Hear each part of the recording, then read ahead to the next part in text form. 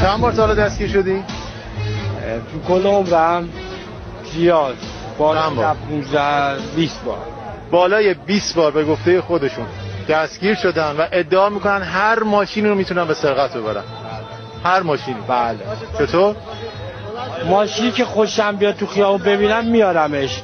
کیلت دار باشه، خیلی دیگه مثلا چیز باشه، جرثقیل نمیذارم میاد میزنه میاد. جرثقیل مدارک از شما نمیخواد؟ جرثقیل خودم هم دیگه، مدارک چی میخواد؟ جرثقیل خودت هماهنگ میکنه بیاد ماشین رو برمی‌داره میره. بله. قفل فرمون؟ قفل فرمون مثل آب خوردن اصلا. قفل پدال چی؟ قفل پدال که چیز سرکاری اصلا تأثیری نداره.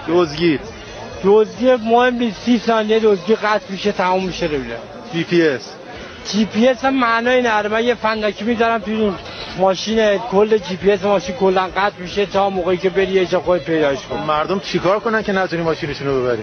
مردم کار از دستشون بر نمیادش. تنها راهی که دارن میتونن کاری کنن که کار ما یه خورده سخت‌تر شه، پیگیری‌تر شه. یکی از اون کارا اینه دزدگیر تصویری بندازن.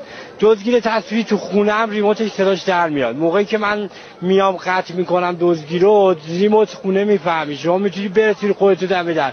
البته برسی هم دم در من رفتم، ولی خب حداقل میتونی ببینی ماشین داره میره. یه تصمیم